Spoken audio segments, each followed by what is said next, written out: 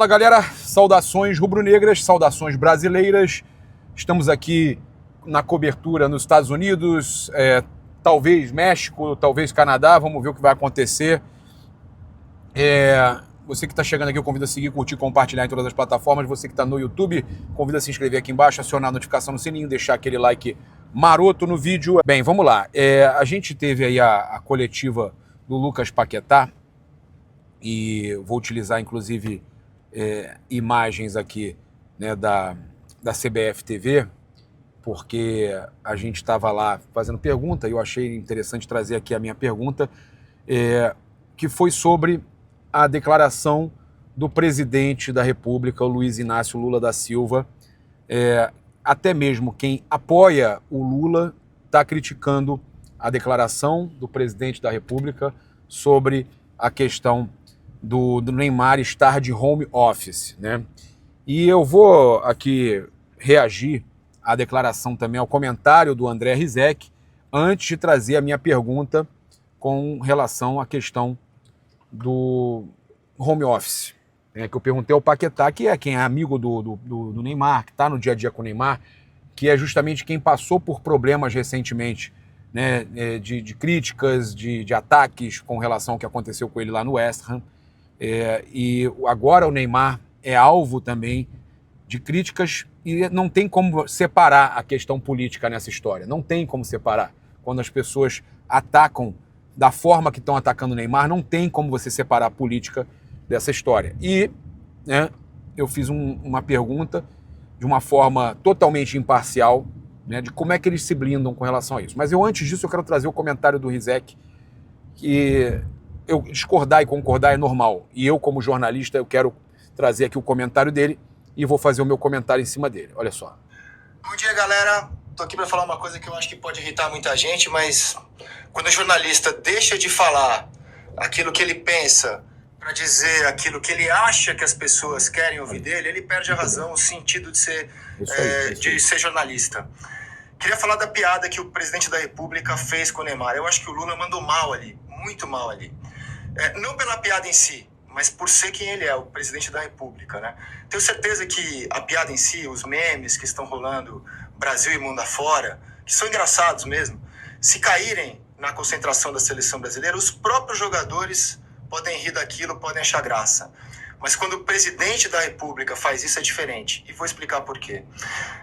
Primeiro, óbvio, o Neymar é apoiador dos principais opositores do Lula, né? Então qualquer coisa que o Lula faça em relação ao Neymar, em tom jocoso, vai ser levado por esse lado, é inevitável.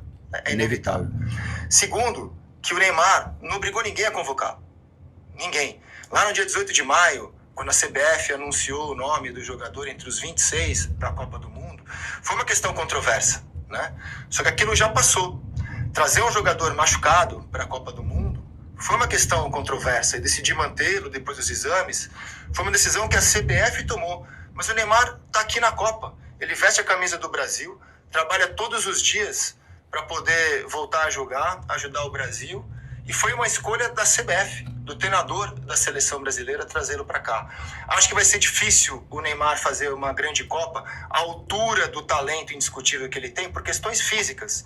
Ele não joga bola há mais de um mês.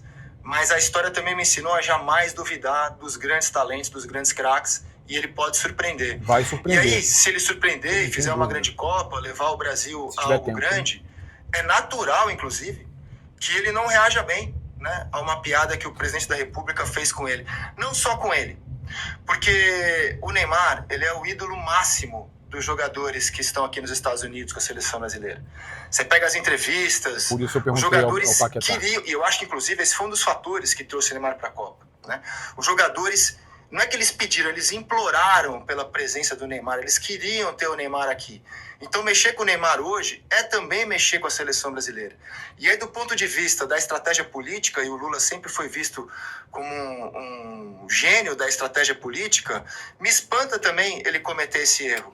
Porque ao fazê-lo, ele está falando só com os dele, só com quem já gosta do Lula, só com quem já vota nele, deixando de falar com todos os brasileiros, deixando de falar até com quem não gosta dele no momento em que a seleção brasileira talvez seja a única coisa nesse ano que possa unir os brasileiros, né? o Brasil na Copa do Mundo. Pra que isso? Bom dia, galera. Tô aqui para falar uma coisa que eu acho que pode irritar Exatamente, muita gente, exatamente isso. Eu acho que ele não consegue falar com todos os brasileiros. Ele faz um comentário totalmente desnecessário. Vamos acompanhar minha pergunta aqui agora para o Lucas Paquetá? Boa tarde, Gabriel Reis, Revista Placar. Quem acompanha você no dia a dia há muito tempo sabe o quanto você sofreu e quanto você teve que se blindar recentemente. Como é que você faz, por exemplo, a gente tem gente importante no Brasil falando que o Neymar está aqui fazendo home office. Como é que vocês fazem para se fechar? Se vocês usam isso para dar mais força, para se fechar ainda mais, se vocês ajudam uns aos outros, se vocês tentam blindar o grupo, como é que vocês fazem para lidar com esse tipo de coisa de tanta gente que deveria estar apoiando, mas acaba que não está apoiando? Cara, acho que todos nós, cada um, né, na sua vida passou por momentos difíceis que só você viveu, que sua família viveu e que vocês passaram por isso juntos. No caso, nós passamos por isso juntos com a nossa família, dentro de casa. Então, a gente aprende desde cedo a blindar o que vem de fora, porque não é isso que nos move, não é isso que nos vai fazer alcançar um objetivo ou realizar um sonho. A gente sabe que é o trabalho, que é a dedicação, que é o que a gente faz dentro de casa, no campo. E, bom, a gente aprende desde cedo a lidar muito bem com as críticas, com as pessoas questionando, mas a gente tenta filtrar ainda assim o que pode servir de bom, de combustível, e seguir adiante com o nosso trabalho, fazendo o nosso, porque é assim que a gente conquista as coisas.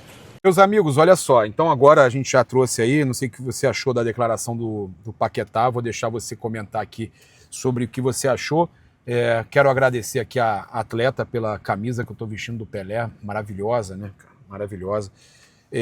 Vamos lá, a gente tem aqui uma situação de mercado da bola para trazer para vocês, já 100% apurada, tá? Então, meus amigos, olha só para trazer para vocês aqui a informação completa com relação ao Danilo, tá?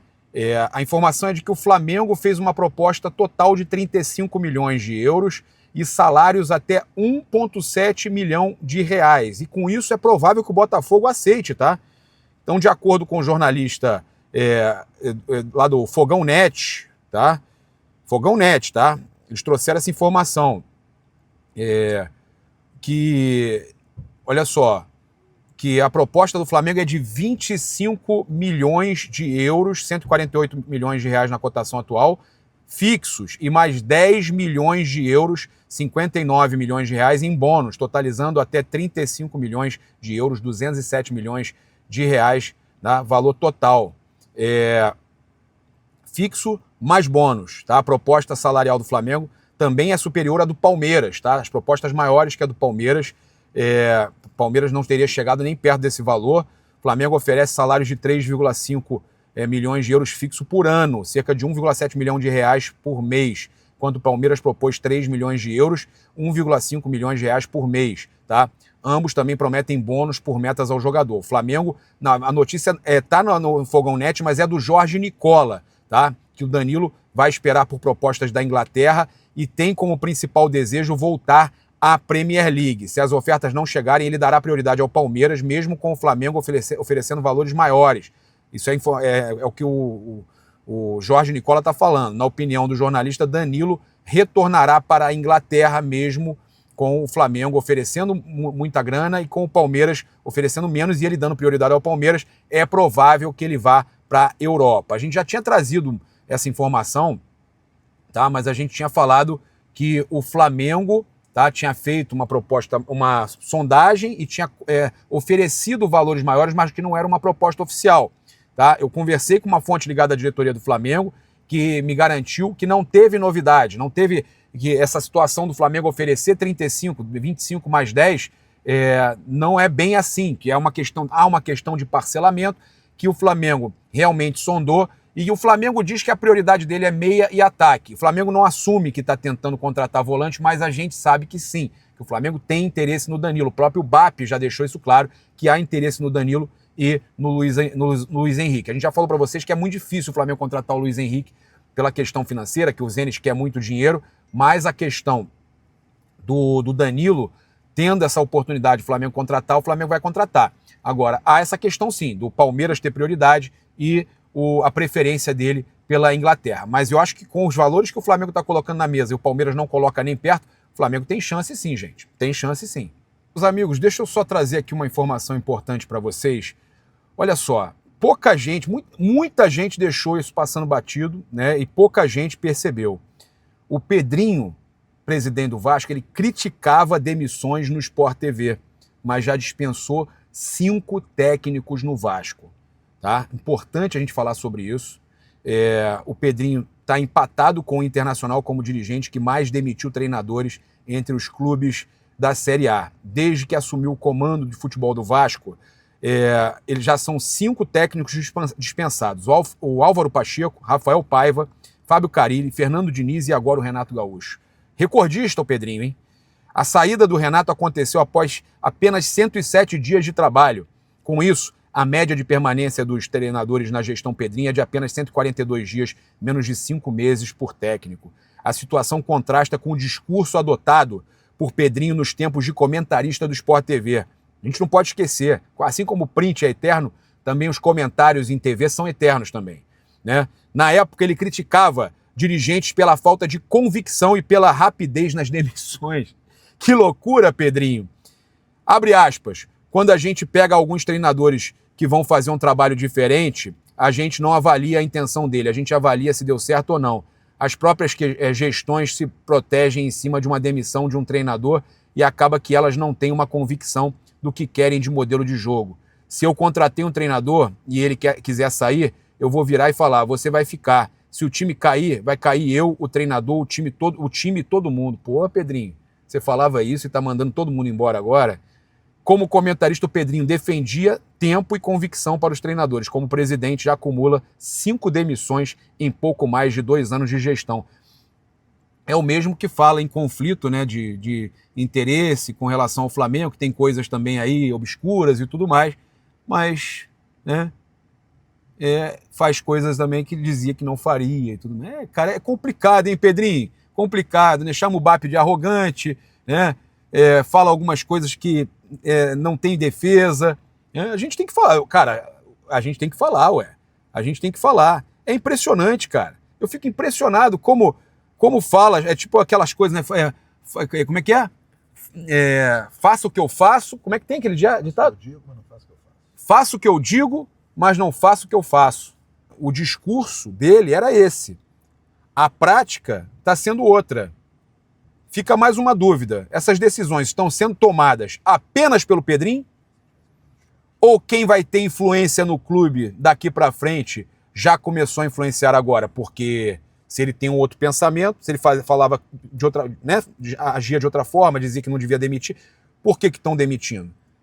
Será que ele mudou o pensamento ou ele já está agindo sob o comando de alguém? Fica aqui essa dúvida, né? Fica a reflexão, tá? Cadê a convicção? Porque uma coisa é o que se fala numa entrevista, a outra é o que se faz no dia a dia. É isso, eu convido você a seguir, curtir, compartilhar em todas as plataformas. Você que está no YouTube, eu convido a se inscrever aqui embaixo, acionar a notificação no sininho, deixar aquele like maroto no vídeo. Saudações rubro-negras. Isso aqui é Flamengo, isso aqui é Brasil. Tamo junto, valeu! Aí, ó. Alvos do Flamengo, Danilo, Luiz Henrique, ali o Hendrick, Igor Thiago, Ryan, pode ser titular contra o Rafinha, contra a Escócia no lugar do Rafinha, Bruno Guimarães, Paquetá, que vai dar entrevista hoje, e aqui, ó, Léo Pereira, todos, e agora Neymar e Vini Júnior chegando juntos. Aí, ó. Neymar e Vini Júnior, hein, cara? Os dois juntos. Bom dia! Ali os jogadores reunidos. Paquetá tá ali.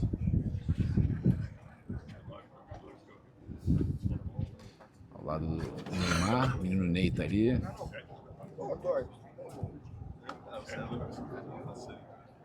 Estão ali naquela conversa pré-treino. E o Neymar hoje, pelo visto, 100% integrado com o restante do grupo.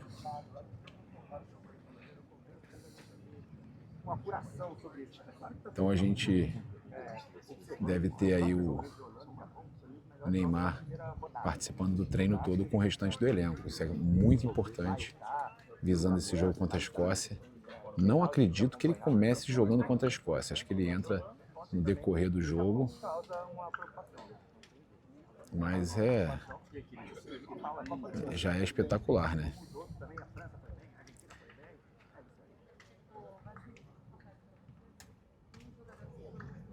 Agora, a gente precisa falar aqui uma coisa, né? É inacreditável um líder do país, né? Um presidente, num momento de competição internacional como é a Copa, no momento de dar apoio total aos jogadores, falar que o seu principal jogador, o seu craque, o jogador que está todo mundo na expectativa de brilhar, falar que ele está de home office é brincadeira, né? Declaração muito infeliz, muito infeliz. E não tem lado político, não tem esquerda, não tem direita, tem nada disso. Eu estou conversando com vários jornalistas aqui, inclusive, né, muitos de esquerda que não gostaram do posicionamento do presidente, tá? É uma realidade.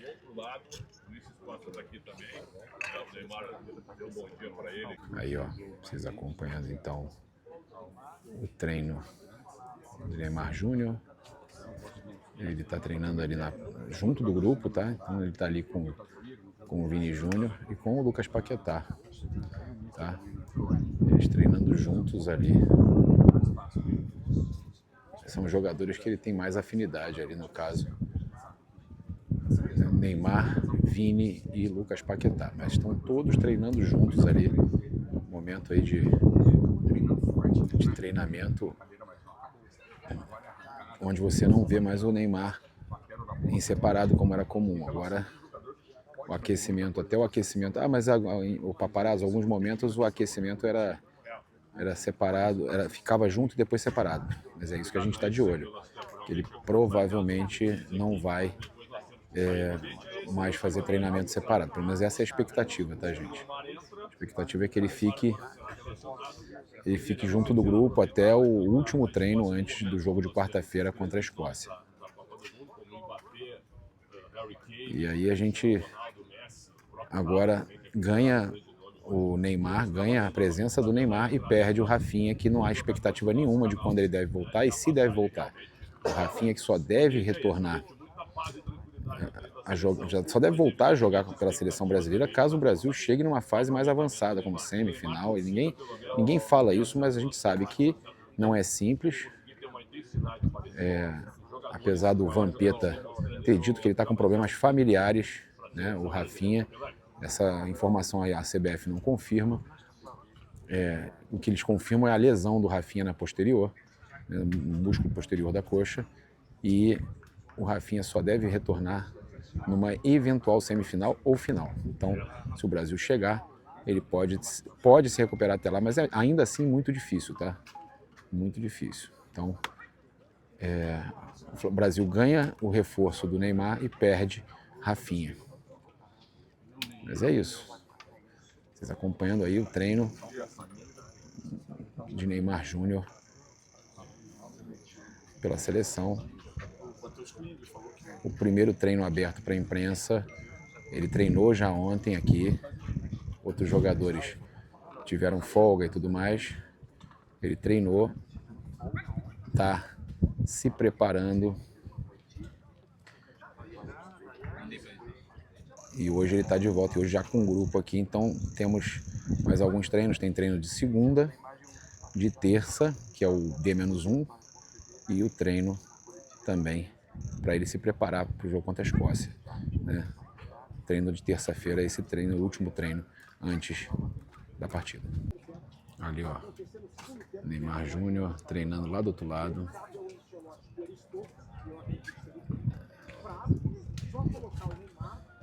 Eles estão treinando muito lá do outro lado.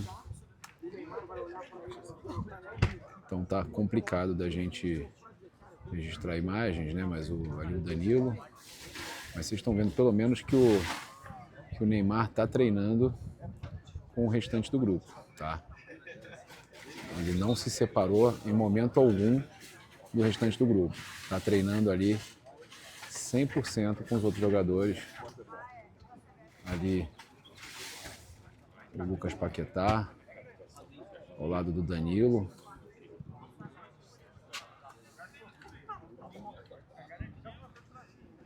E ali o Neymar, sempre junto do restante do grupo.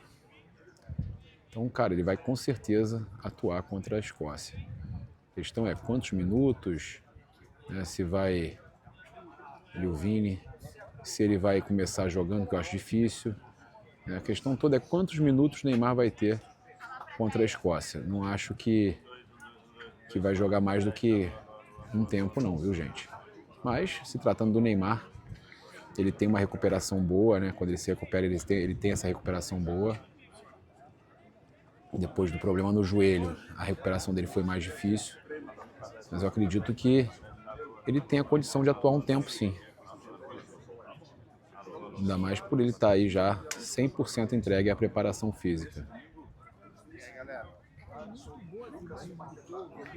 Muito legal, né?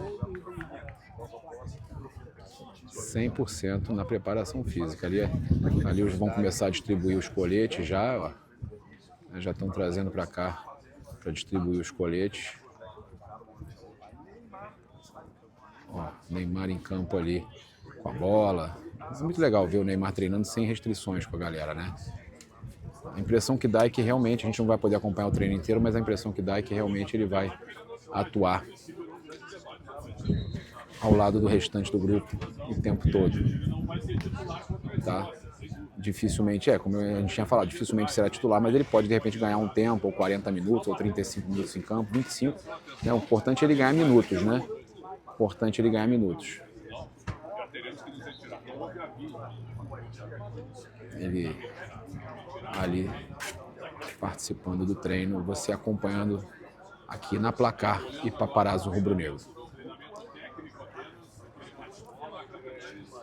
Ali o Léo Pereira passou ali também. Ryan. O Hendrick, ele passou pelo Hendrick ali também.